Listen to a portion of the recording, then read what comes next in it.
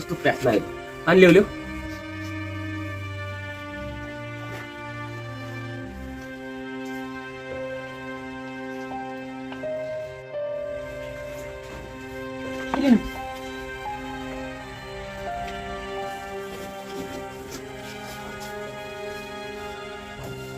के भयो किन सुकसुक गर्दै बसिरहेछौ त रुन्ची अनुहार बनाएर छोराले के भन्दै थियो फोन गरेर के भन्यो रे त्यसले हजुरले फोन गर्नु भएको छैन र अहिलेसम्म फोन गर्नु फुर्सद पनि मिल्नु पर्यो नि काममा व्यस्त कतिखेर फोन गर्नु आज त त्यसको इन्जिनियरको रिजल्ट पनि निस्क्यो होला त्यो पल्लो गाउँको हरिको छोराले इन्जिनियर पास गरेछ गाउँभरि त्यो हरि नाच्दै उफ्रिँदै खुसीको खबर सुनाउँदै हिँडिरहेको के भयो त्यो पास भयो होला नि अब मेरो सपना पुरा हुने भयो छोरा इन्जिनियर भएपछि गाउँमा एक सफल परिवार भनेर हामी चिनिने भयौँ बुढी लु यो ग्लास राख होइन म बजार गएर लड्डु किनेर ल्याउँछु गाउँमा बाँड्नु पर्यो नि खुसियाली छोरा इन्जिनियर पास भएको उपलक्ष्यमा म गएँ गाउँमा खुसी खबर सुनाउनु हाम्रो छोरा रिजल्टमा निस्किन छ फेल भएछ के भन्छ रुँदै भन्दै थियो मैले बुवाको सपना पुरा गर्न सकिनँ भनेर मेरो लागि कति दुःख गर्नुभएको छ ऋणमा डुबेर मलाई पढाउनु भयो तर मैले पास गर्न सकिनँ अब म बाँच्नुको अर्थ के छैन अब आत्महत्या गरेर मर्छु बुवालाई माफ गर्नु भनिदिनु भन्दै थियो अरे यो कुरा अघि नै भन्नु पर्दैन त्यसलाई फोन गरिहाल त कति टेन्सनमा होला छोरा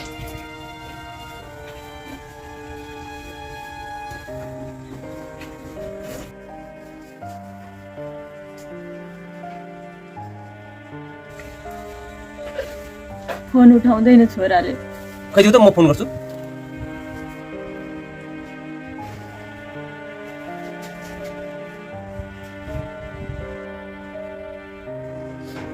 हेलो आमा हेलो तैँले तेरो आमाले के भनेको थिइस् बुवाको सपना पुरा गर्न सकिनँ रे आत्महत्या गर्छु रे तँलाई मैले यही गर्न पढाएको थिएँ हुर्काएको थिएँ हेलो बोल न किन चुप लागेको छोरालाई भन्नु न भिडियो कल गर्नु भनेर भिडियो कल गर त नै बुवा भिडियो कल गर भन्दैछु आमा रोएर मर्न आँटिसक्यो म अनुहार देखाउन सक्दिनँ बुवा म नलाग्छु छु बुवा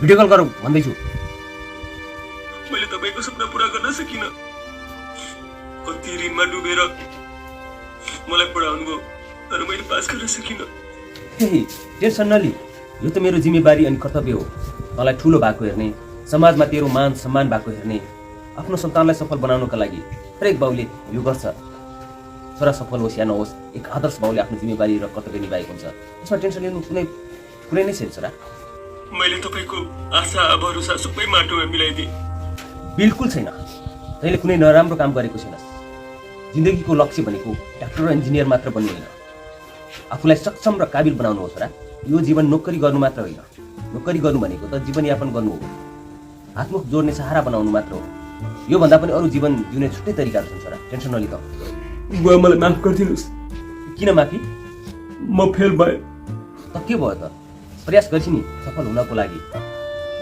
प्रयास गर्दैमा सबै मान्छे सफल हुन्छ भन्ने छैन तर बुवा म सोच्छु मैले यस्तो काम गरौँ कि छोराको काम देखेर बुवालाई गर्व होस् समाजमा चौडा छाती पारेर हिँड्न सक्नुहोस् मेरो बुवा हुन्छ एक दिन आफूले आफूलाई विश्वास गर छोरा फेरि न तेरो बुवा नै कुनै सफल व्यक्ति हो न तेरो बाजे नै सफल थियो तर पनि तैँले सफल बन्ने प्रयास गरेको छस् छोरा हार नमान मैले केही सोच्न सकिरहेको छैन बुवा तैँले के सोच्नु पर्दैन छोरा फेल हुँदा असफल हुने बित्तिकै आत्महत्या गर्नुपर्छ बस फेल भएको होस् तेरो जीवन समाप्त भएको छैन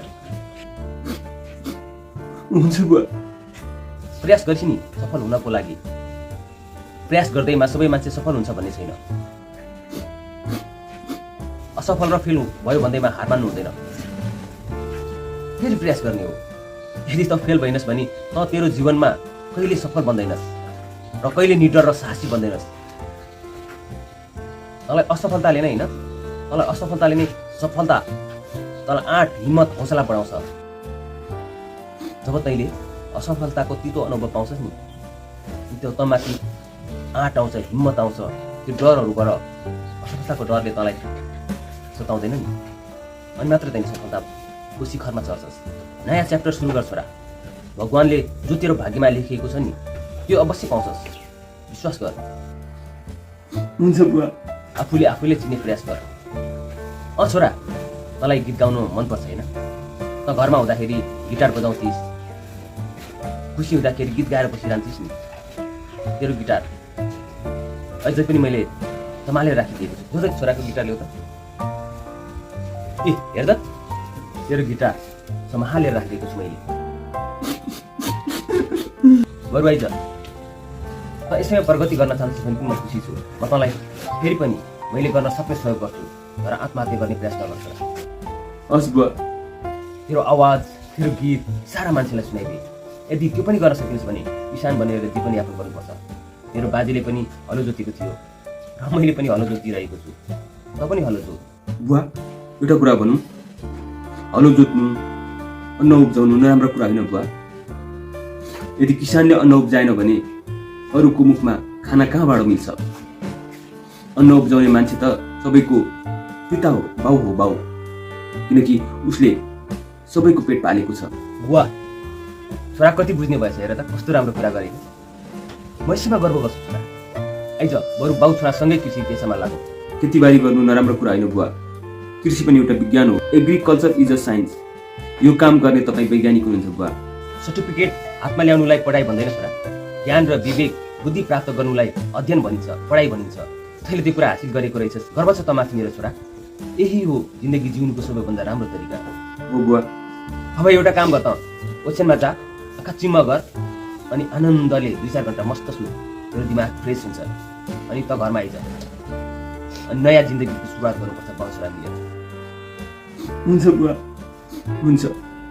ओके बाई छोरा, टेन्सन नलिए है। हुन्छ बुवा, बाई। बाई, घरमै आएर भेटौँला है। फेरि एक गिलास पानी खुवाउन सक्छु? हस्।